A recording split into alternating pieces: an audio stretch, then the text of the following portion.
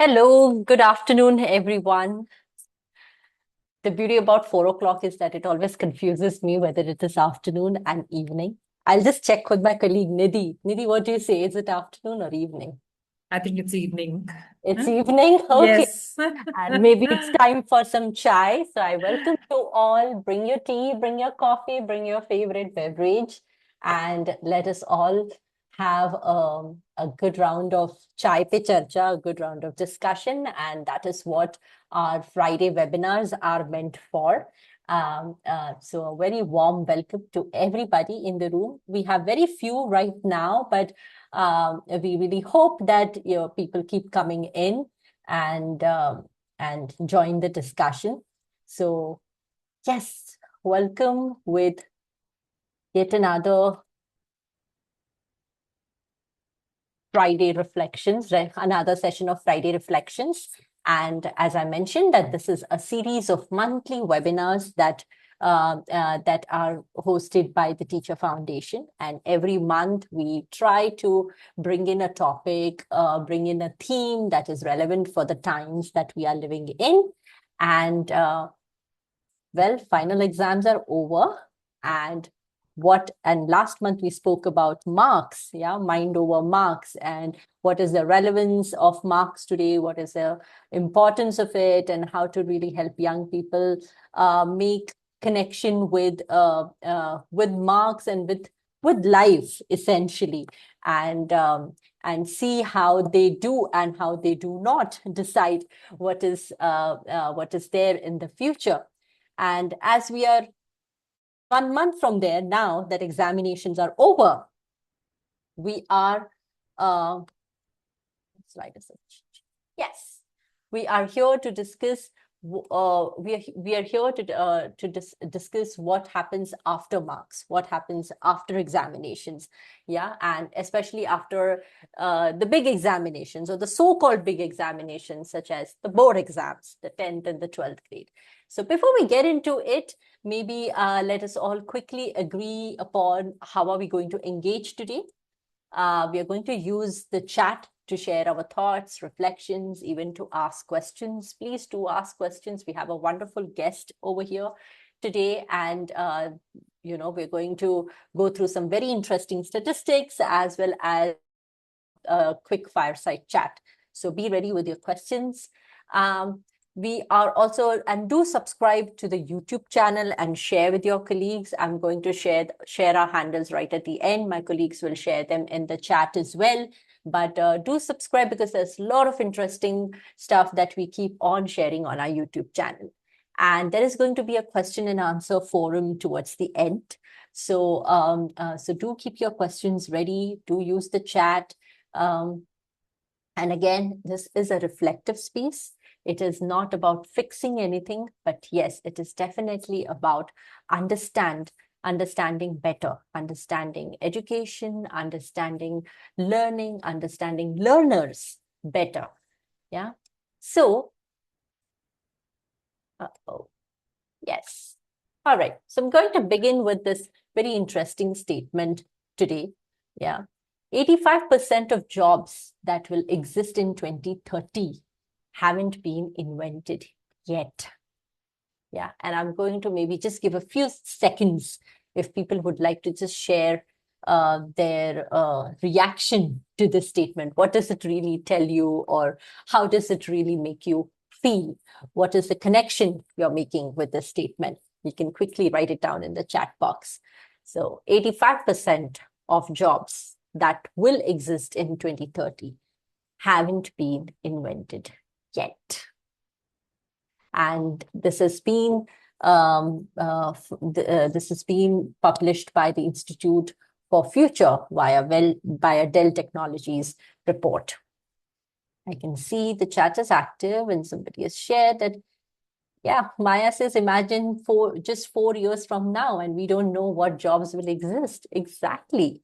And yeah, I have a similar reaction to it. My reaction is it's a little unnerving. It's a little mind-boggling that the world is changing so fast, that the space of learning and the space of work is changing so fast, so quick, and then it makes me question that are we able to catch up, or are we really out of breath? So over 50% of Indian graduates are considered unemployable due to skill gaps. And this is being published by India Skills Report. And this is something that probably has been highlighted for more than over a decade, because unemployment has been a problem ever since. I mean, from times from quite many years, and one of the main reasons is this, that we are not able to really meet the skill gap.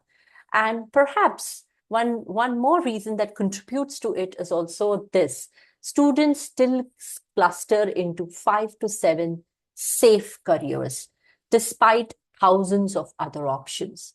And maybe you can share in the chat, what are the careers that you consider safe? What do you consider as safe careers? You can quickly write it down in the chat box, and yeah, let's see. Yes. Yes, as Maya rightly points out, so by the time a grade 8 child, a child who is in grade 8 today, gets out of the school, there is so much more uncertainty. Khushbu writes that safe careers are doctors, engineers, lawyers, architects, teachers. Yes. Anybody else? But yes, these are the safe careers, the classic careers, and of course there are the classic ones which are there. Medicine is considered safe career. Engineering is there. These are considered evergreen careers. So the next question, the question that I really have for today is, what exactly are we preparing our young people for? Yeah.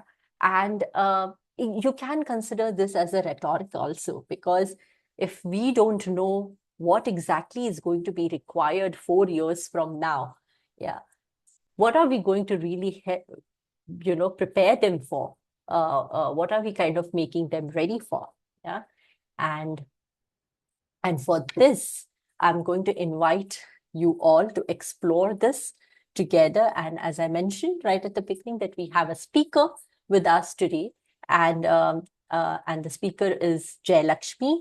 Jayalakshmi Bai Suresh is a certified career counselor, HR professional, and founder of Sampannata Career Counselling, with over 18 years of experience in people management and professional development.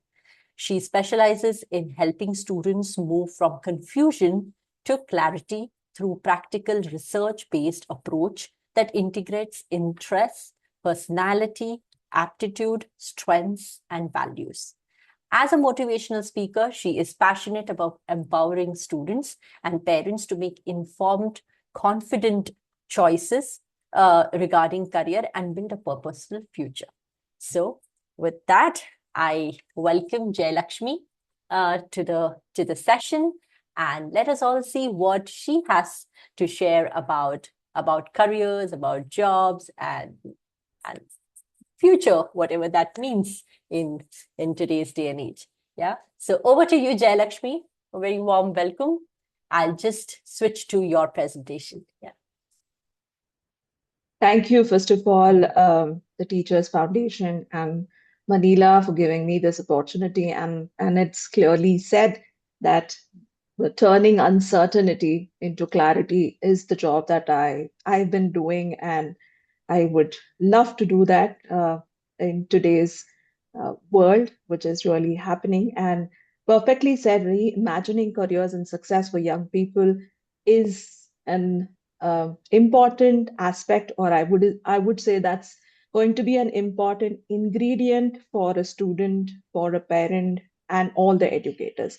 So if I had to say, yeah, clearly said that I'm Jayalakshmi Bai Suresh, an AI certified career counselor with 18 plus years of experience in different fields through HR, and then worked with a call center. That's again an old conventional career, and then now a certified career counselor.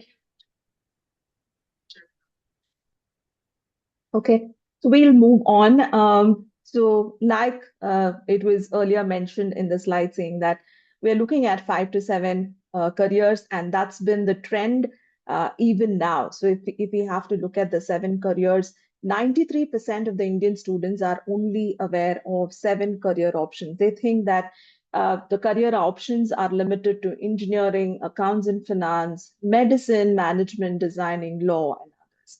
But are we aware that there are 3,000 plus new age careers that is available in the current scenario, right? So, going back to what we have to say is that, yes, around 45 to 50% of the students who are degree holders are still um, unemployed. That is not because they have a degree, that is because the skills are not relevant in today's scenario. And the world is changing drastically. So, what are the skills that we would want to look at? It's just not about the degree, having 1 degree, double degree, triple degree. No, the skills have to be maintained, has to be learned simultaneously with the degrees. So, if we move on to the next slide, Leela. Yeah. So here I have just put up things like if they want to choose the stream. And today the stream is chosen basis if you have good marks, then you have a good career. And that has been a myth amongst all parents, irrespective whether uh, they are aware of what is happening in today's world. Maybe that there are many other options that they can get knowledge. Having said that, marks is not equal to a good career. That is a myth that we all have to break. So if we look at science, PCM, and PCMB, they will only look at careers like engineering, medicine, research, and AI data science, right?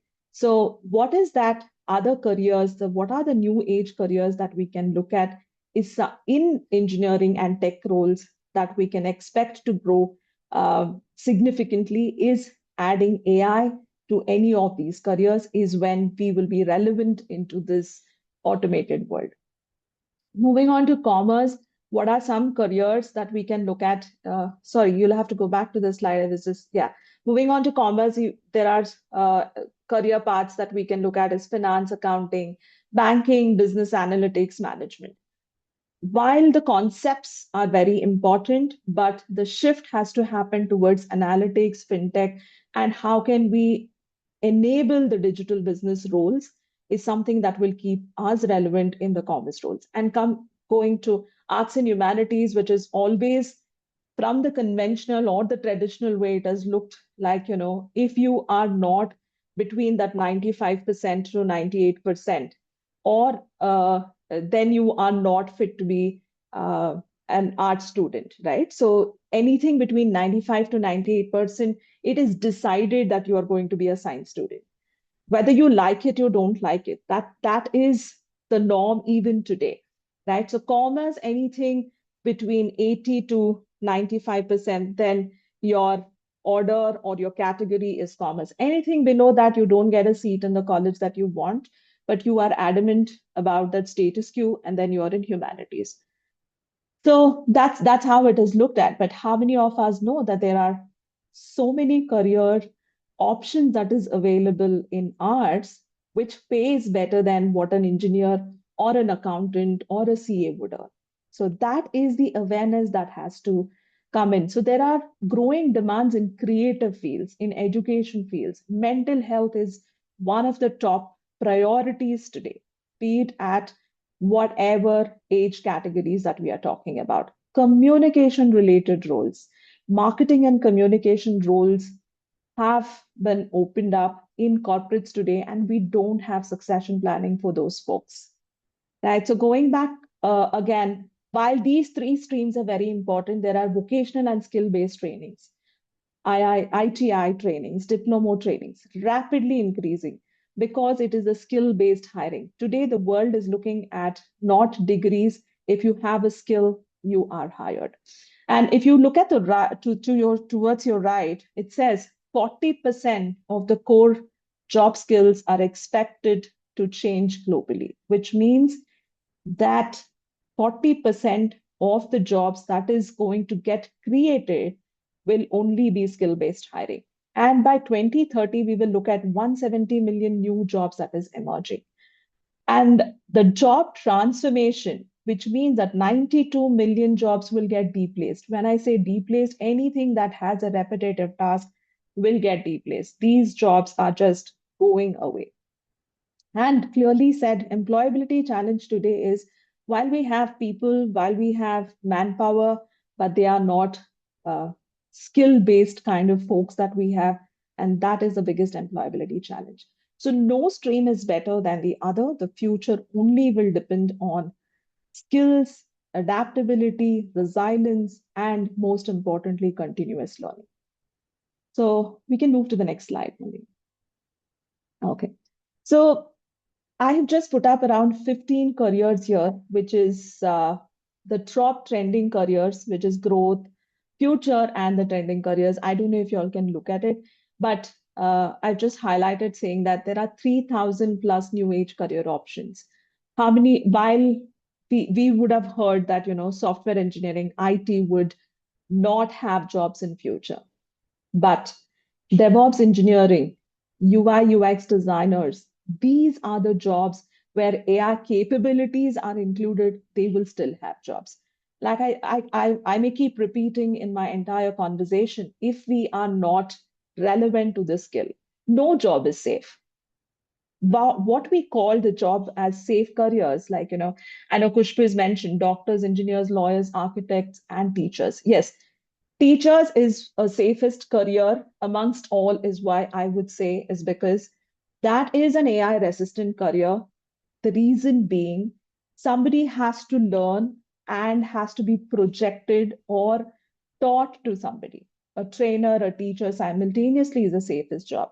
While the other careers that we have mentioned, everything will get automated. How are we going to enable ourselves to ensure that we are up in the current world scenario and what's going to happen in the future? So if we look at it, it's data science, software engineering, project management, digital marketing. Digital marketing was one of the careers that people didn't want to look at it then, but it's the top trending career and it's in demand career today. Culinary arts, aviation, so the cybersecurity, right? So there are people who I was having a conversation, Manila as well, and that's what she said that her sister took cybersecurity then. That's one of the niche skills that we have today, and it's very difficult for us to hire people. And they are upgrading themselves. It's just not about, and there is a new age career that's called a threat hunter. That's one of the nichest skill that we cannot hire in the market. There are hardly any people who are doing these kind of careers. And I mean, I can just share it with you all, whatever the 3,000 plus new age career options, but that's going to be really difficult with the interest of time. But having said that, there is growth future for trending careers. That is something that we all have to be aware of. Yeah, Manila, we can move to the next slide. And this is one thing that we keep talking about. AI is the future. AI is the future. I think the future is now. And it's a small table that I put up here saying that what are AI-driven careers? There is AI required for these careers on the left to the table. Machine learning engineer, data scientist, cybersecurity specialist, robotics engineer, digital marketing specialist. These careers definitely need AI. Well, having said that, what are AI resistant careers? Teachers, doctors, counselors, therapists, mental health folks, lawyers, creative professionals. All of these are AI resistant careers. Okay. While I talk, these are AI resistant careers, what are the human skills that will win in the AI era? Which will be communication skills, your critical thinking, ability, digital literacy, creativity, and emotional intelligence. These are, again, the essential skills that is required in the AI. Success will come to those who combine human skills with AI capabilities. While there is a teacher, while we were all in school, it was a whiteboard and a chalk that they taught us. today classrooms are changing. Every curriculum has a different way of teaching. So there are online classes that has come into picture.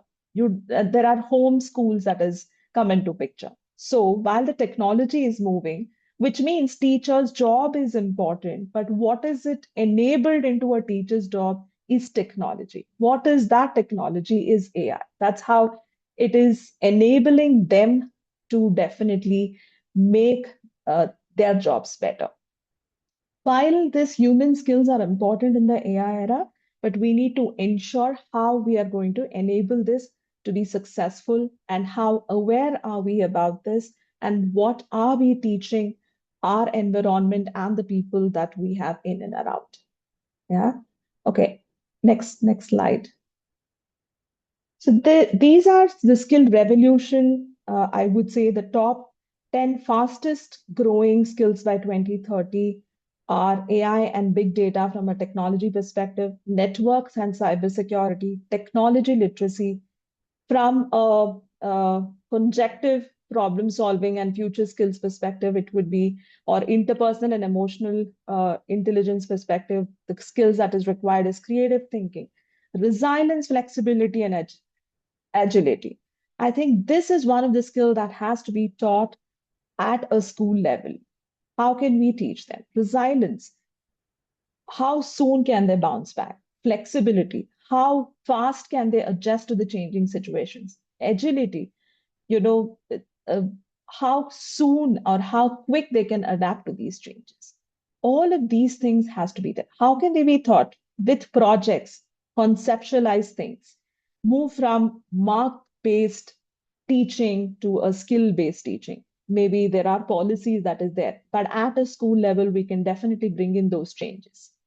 Leadership and social influence, curiosity and lifelong learning. Continuous learning is something that needs to be imbibed at that level so that it is a skill that is required. It's just not a degree when they pass out. Talent management, analytical thinking, and environmental stewardship.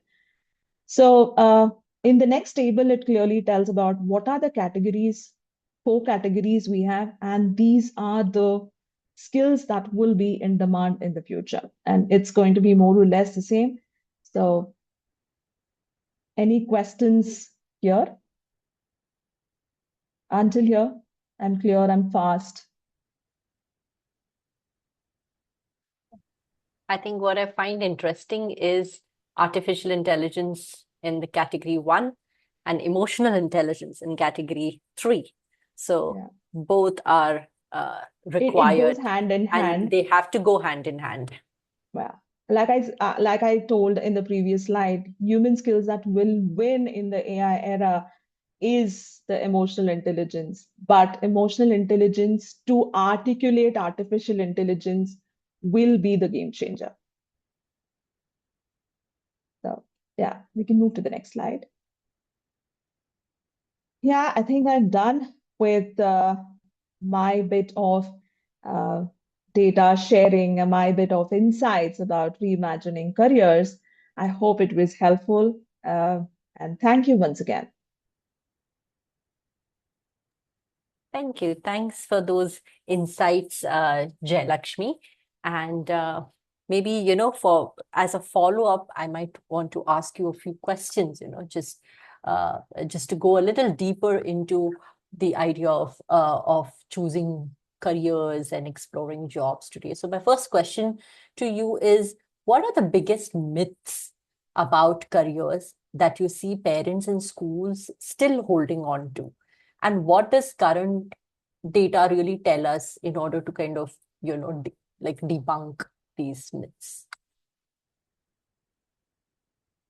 You're on mute. A few myths, like I said, is good marks is equal to good career. Engineering, medicine is equal to a safe and successful job. Once you choose a career, it is fixed for life. There are limited career options. These are some myths that I keep listening even in my career counseling sessions. Degree first, and then you can learn a skill later. This is another myth, right? But the reality is 42.6% of graduates, to be precise, in India are not employable despite of having these kind of degrees. The gap is not the knowledge. They have the degree, right? But it's the skill, the communication, articulation, problem solving and ability, adaptability. That is the biggest challenge that they have. And they are not able to, uh, get what they desire to be. Secondly, it's about safe careers that we talk about.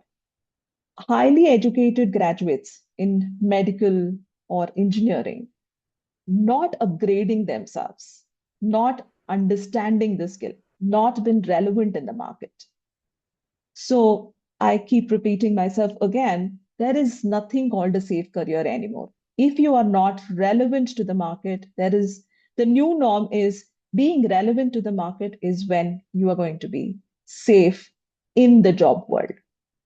And another myth is that there are limited options. Why there are limited options? Because there is no awareness of there are new age careers.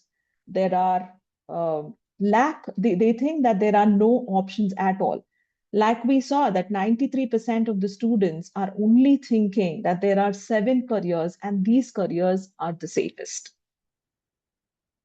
The awareness is something that is required in today's scenario to understand that's the myth that we'll have to break. The second myth is that there is nothing called a safe career.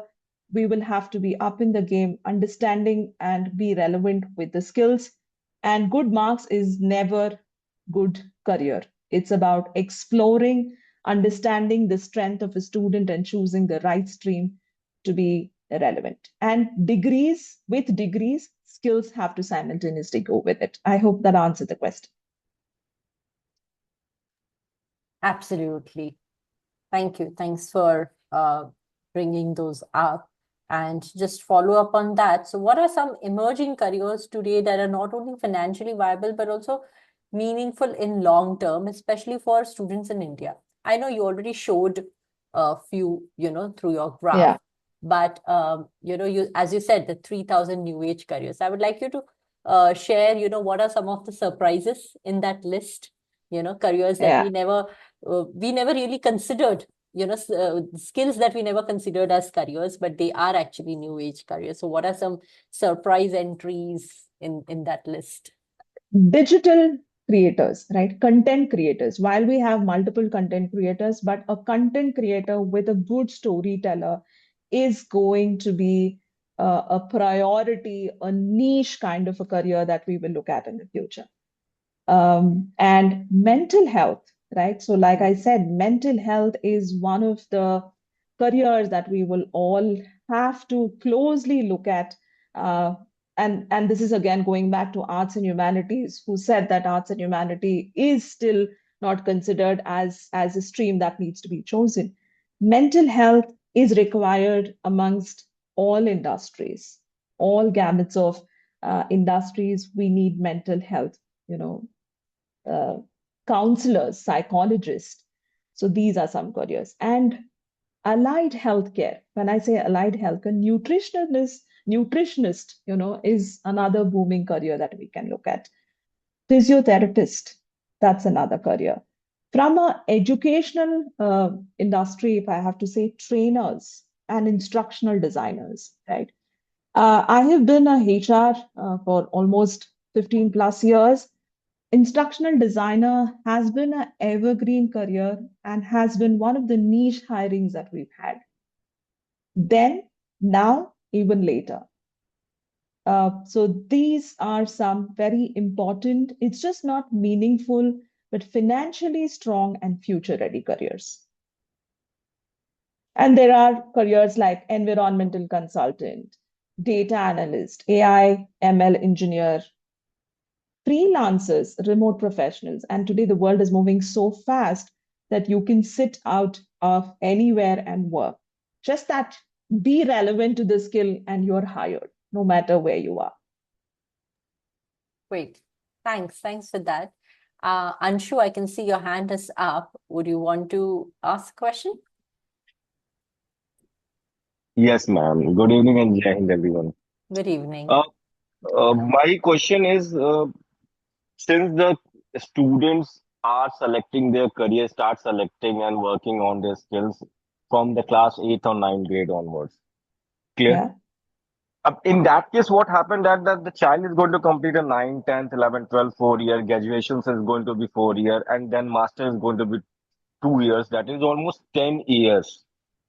So what on when the child is making a choice for the career, what the things we need to keep in a mind, whether the after the 10 years those skills are still will be existing in the society, yeah, the child will be getting a job, yeah, the career avenue, yeah, the career subject choices, yeah, degree, whatever he is studying, whether that degree is going to fulfill the need of his job, or the he will be able to earn that amount of money which he needs after 10 years. So this Okay. is my question, that we need to check that what is going to be the scalability of that courses. So what the child has to take in a mind before selecting a career choice. Okay. So thank you for that question. And I think that's very important for the entire forum here. Uh, while I say that, we decide careers basis the marks, or we think that, let the skill come in later, let my kid get the degree and all of that. And yes, that's when the career counseling will really come into picture. Everybody sitting here has unique strengths, unique personality type, the learning styles, and various other things. And your quest to answer your question, saying that will this degree, after investing that time of 10 years, will fetch the money for the investment of time and the cost that has been invested on the child, right?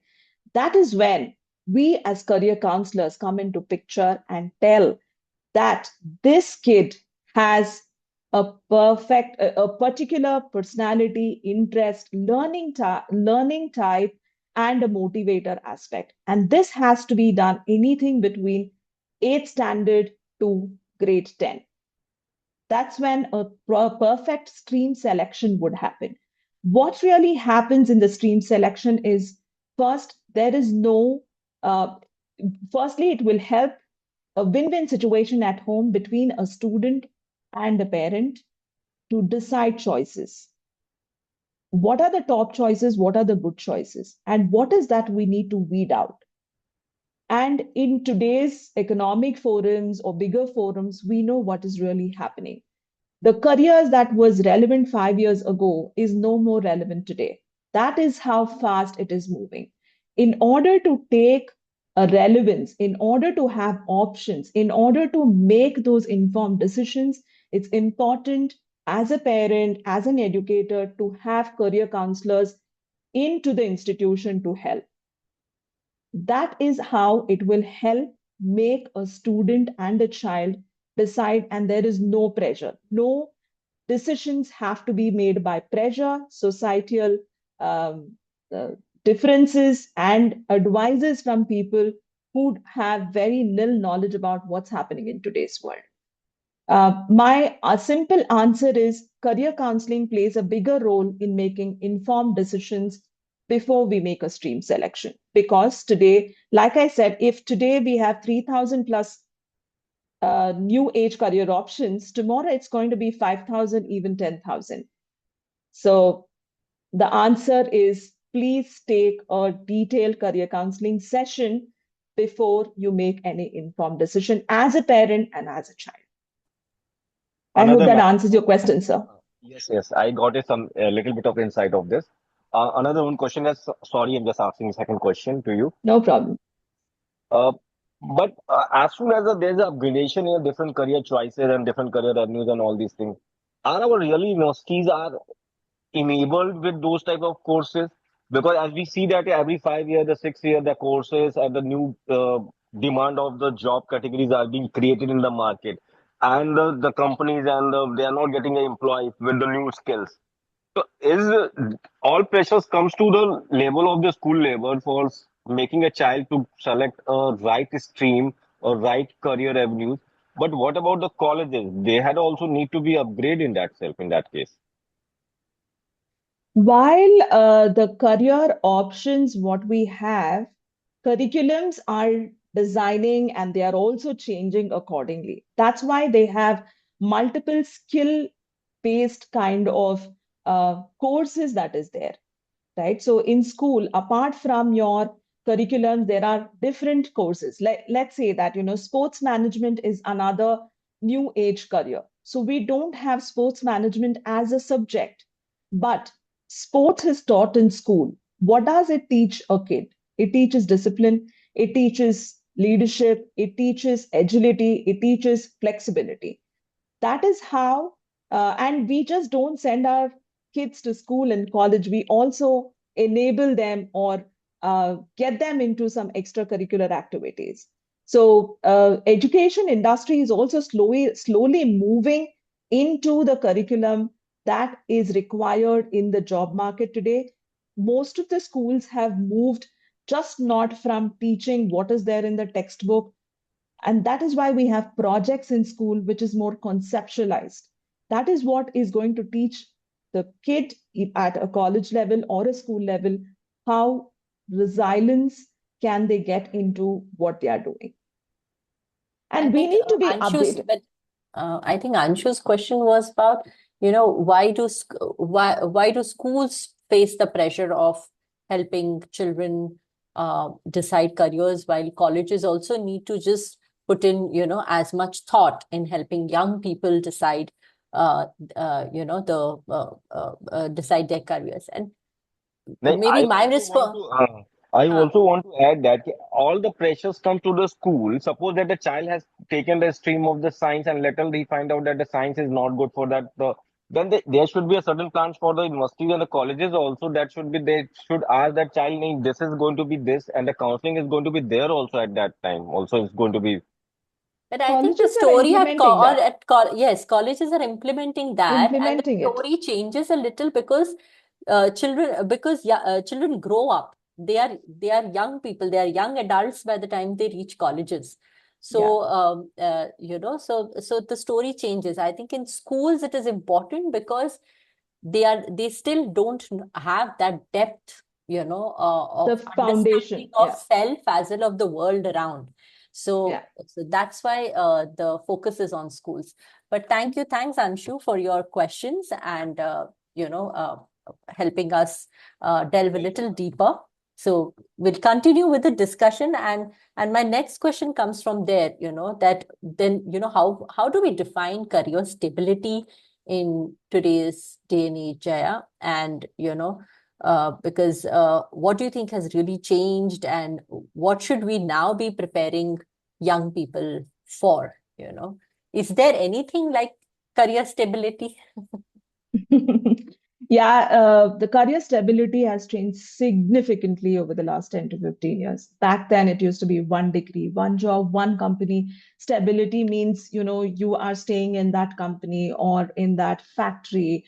That is what job security means. That is what stability meant. But today, we have multiple roles. Role changes keeps happening. Industries are evolving rapidly. Stability now is again being relevant to the skill, learning new skills. Jobs are no longer permanent, but definitely skills are something that is permanent. We need to keep learning. Continuous learning is something that is what is the new stability that I would say. But skill over marks, ability over comfort, continuous learning. If these are the mindset, and this is what that needs to be driven as educators, parents, that is what is going to help if they have to be relevant in today's world. Thank you. Thanks for that, Jaya. We have Maithili's hand up. Maithili, would you like to go ahead? Yeah, hi. So you Hi. talked about niche skills, no? So Sorry, I'm not able to hear you. you were talking about niche skills, right? You're able Yes. to hear me? Yeah. Yes, yes, yes.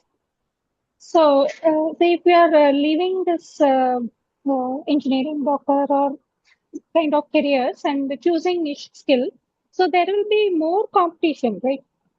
So risk will also be there, right? Added risk will be there for the student, right?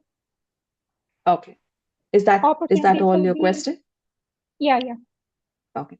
So yes, ma'am. So while we have 3,000 plus career options available, while engineering is a stream, but under engineering as a tower, we have uh, multiple options that is available. Correct? What is your niche is something that you need to know. Tell me which um, profession uh, doesn't have a competition today. Every profession has a competition. How are you going to be faster in the race? How are you going to be relevant in the race? What is the niche that you are going to create for you? Right? Today, if you're in corporate, there is a manager, there is a team leader, then there are team members, right? Which means there is a manager is because he or she can strategize, articulate what the company or the board needs. It is a team manager because he or she has the ability to give that job around to the team members and ensure that job is getting done. That is a niche that they have created to themselves. So we will have to figure out what is a niche in me, what is a passion that I have, how relevant am I in those skills, and how can I be better in the race? How can you be better in the race? How fast are you understanding what is required in the today's market? Are you upskilling?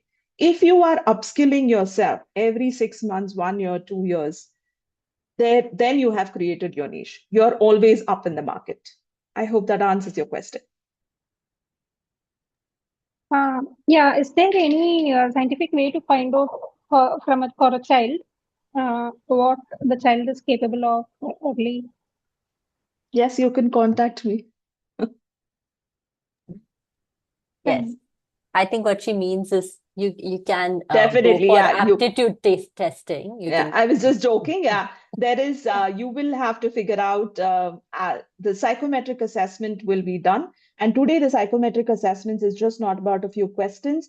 It probes a child to ensure that the child answers the right way. And that is what is going to drive reports basis how their mental stability is. And that's what we will enable those reports for you and tell this is what your kid is good at. This is option one, this is option two, this is option three.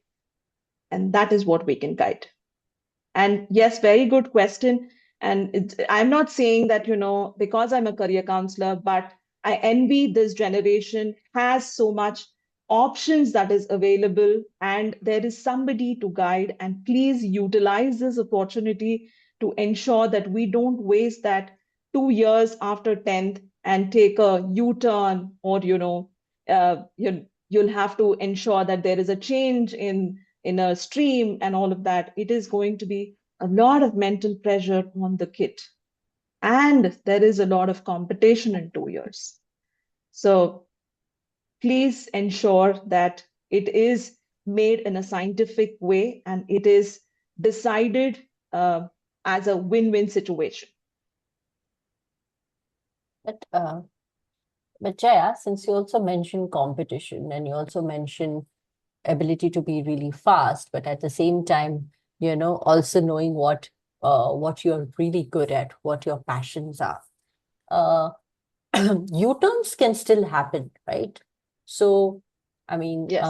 I don't think, do you think we can kind of really have a plan which is like U-turn resistant? Because, rerouting and detouring and U-turns, I mean, do you think that we should try to safeguard against that, or should we help young people to be ready for that? That it is going to happen in life.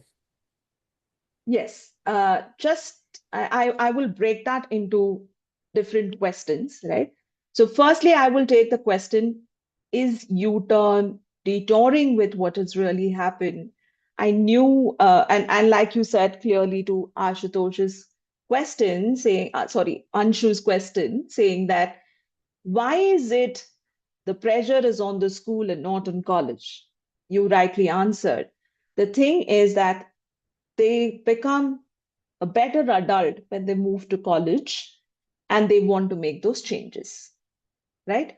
So they will want to make a detour, they will want to make a U-turn. Imagine the time and the money that is invested for 2 years. That's when I said there is competition.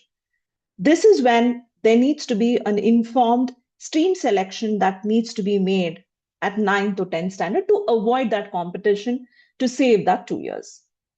Secondly, that failure has to be managed. Is that important?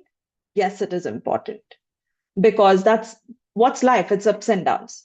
Where is that we can teach this foundation is at a school level.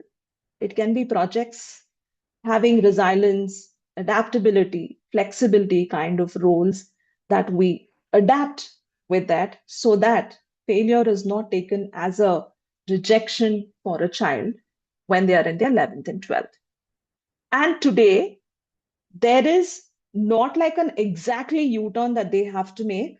There can be changes that can be made even after 12th. There are courses that can be enabled.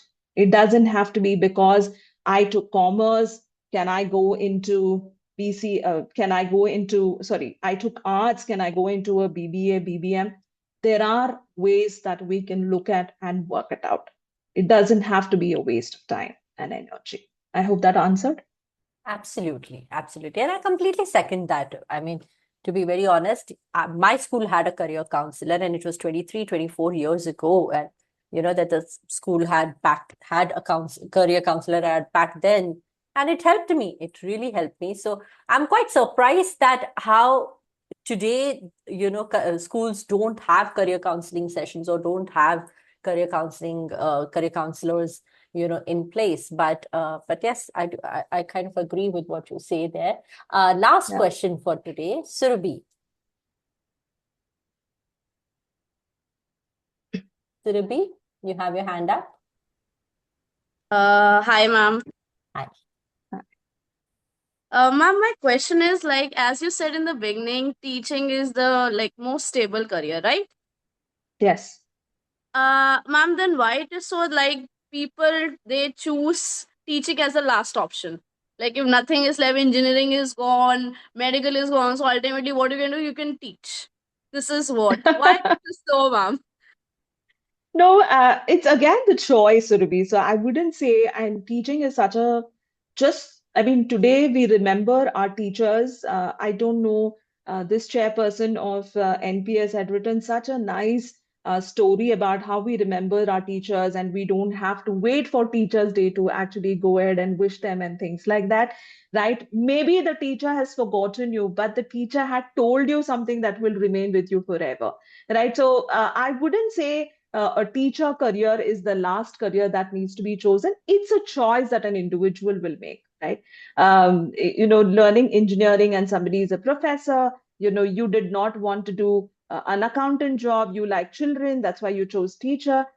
I would say it is a personal choice that needs to be made, and it is definitely not a last option that they can choose. And like I clearly said, that is one of the AI resistant career that will remain, just not today, even after 20 years, right? It will remain as one of the AI resistant careers. Why? Because teachers are the ones who teach you, teachers are the ones who train you. There should be somebody who needs to understand the concept and teach. Teaching can be in any profession.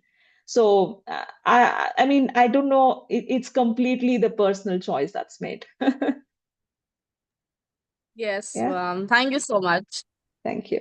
High five, Surabhi, if you're a teacher. I'm feeling very happy that teaching is considered as an AI resistant and an evergreen career. But I kind of agree that, there needs to be the more knowledgeable other, and it has to be a human in a human being's life.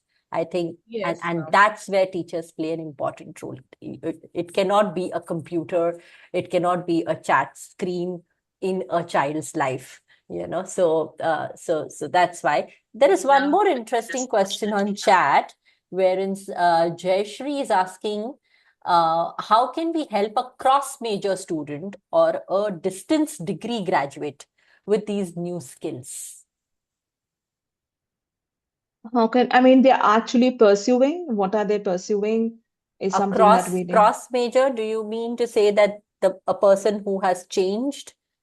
It's a combination of physics and music. Okay, that is a cross major.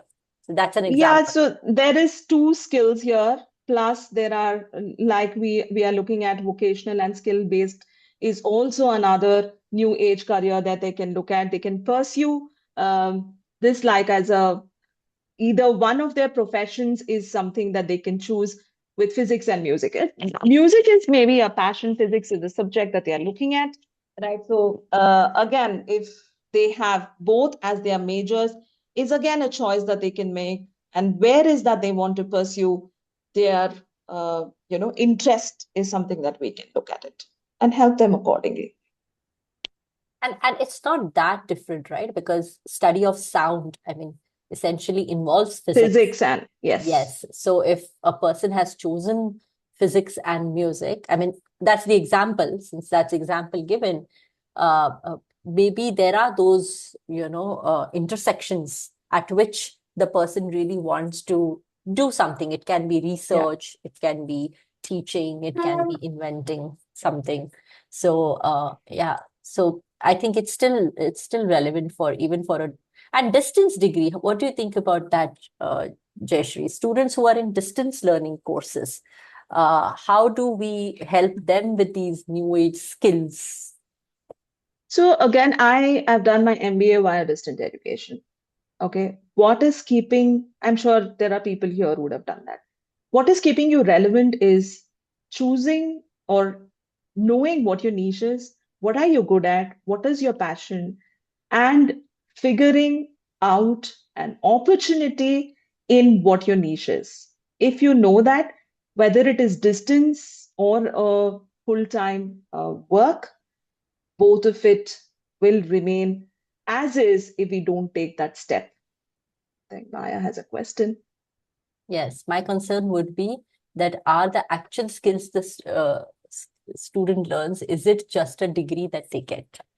Do you only get a degree or do you really pick up skills in distance learning?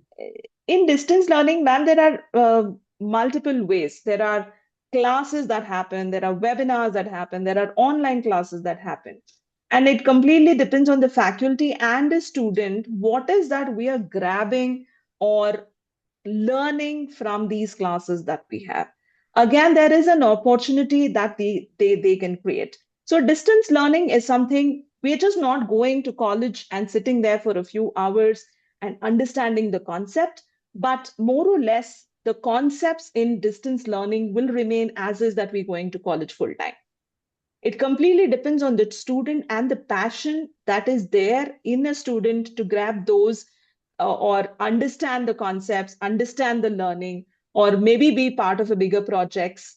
And then that is how it is going to help. It is the passion driven kind of roles in distance learning is something that I would say. And I think at what age it happens and the course structure, that also makes a difference. Yeah. So I did my distance from Bhartiya University while I was in Bangalore. It was in Coimbatore. I went to the university only for my Viva and my final exam, so to collect my mark sheet. And I didn't even know who those lecturers were, just on webinars that we saw. Sometimes they came down here. But it was my priority that I need to get an MBA and I need to ensure that I am in touch. It's interest. Mm. Yes, that's right, ma'am. That's vital. And that's why the age also matters, when how self-driven the young person can be. So thanks so much, Jaya, for today, for giving us these insights and for answering questions and for bringing in, your very positive, vibrant presence, in while everybody feels a sense of tension when they think about careers, be it young people's parents, or be it seasoned professionals today, there's a certain air of uncertainty around. So thank you so much for, bringing about that whiff of hope, and showing us so many possibilities. So thank you so much, Jaya. You can give your details in the chat, so anybody who wishes to get in touch with Jayalakshmi, Yes. please feel free to do that, and do opt for career counseling. It's a good option. Yeah. And I would just like to tie up a few ideas, before we wrap up today. Yeah. So reimagining careers and success for young people today essentially is it is no longer about what should I become. It's not what should I become. It is about who am I becoming. So it's a lot more dynamic, lot more evolving. And we need to be ready for that. We need to let go of our conventional wisdom about work and about making a living. So here are some key contrasts when it comes to conventional wisdom versus new age reality. So the first wisdom is, safe. I know it can't be seen for some reason, the first point, but it is safety, looking for safety in jobs and careers. But the new age reality is that we need to marry skills and identity. Yeah. So what are the skills that I have, and who is it that I am, and who is it that I'm becoming? And that really decides my career path. So new age reality is that it's no longer hanging on to safety, but it is about expanding and evolving pathways. Yeah. And so U-turns are going to happen, detours can happen, but yes, there is wisdom in taking guidance in timely way. Yeah. External validation used to be a guiding factor. Am I getting promotions? Am I able to buy a bigger car, maybe a bigger house by a certain age? Have I reached a certain level in terms of my achievement? But new age reality is, how much internal clarity do I have? And how ready am I to explore? Is my life, is my work, whatever I'm doing, does it feel aligned, with who I am, with what I am wanting, with what is really keeping me excited? Conventional wisdom was that career is a one-time decision, and new age reality is that it is a lifetime journey. So careers are no longer chosen once, they are built over a period of time. And therefore, I'm just skipping a few slides and bringing you to self-awareness. Yes. And that's where career counseling actually helps, because it is not just about knowing what is trending and what is in demand, but it is also about knowing yourself. The process essentially is about knowing your skills, what you're good at, you really feel passionate about, what do you identify with, and all. Yeah, we seldom take that. As adults, we don't take into consideration what really matters to young people. Yeah, if lives of animals really matter to me, and I want to become a lawyer so that I can fight for animal rights, well, that is my career. That is what I want to do. That is what I want to commit to. So clarity about self reduces dependence on trends and pressure, because those constantly keep changing. But who you are, knowing yourself, is a good guiding factor. And an adult's role in this journey is to reduce fear, to expand awareness, and to support exploration rather than limiting it, curbing it for safety. Yeah. So with that, we come to the end of today. Please follow us. We are there on Facebook, LinkedIn, Instagram, Twitter, and YouTube. Do subscribe to our channel. There is a bell icon. Please click on that, and so that you will receive notifications. Feel free to email us and visit our website. And yes, feel free to stay in touch. We will be back next month. I think the date is 24th April. You will be receiving mailers from us, and we'll come back with another exciting topic. And until then, do take care, all of you, and all the very best with the career season, yeah, as exams end. So best wishes to all the young people, to your children, to your students, and to all of you. Thank you so much for being that wonderful audience, and have a good evening. Thank you, Jaya. Thanks so much. Thank you. for being Thank you, here. Manila. Thank you, Maya, ma'am. Thank you for the entire participants who were here. And I hope it was an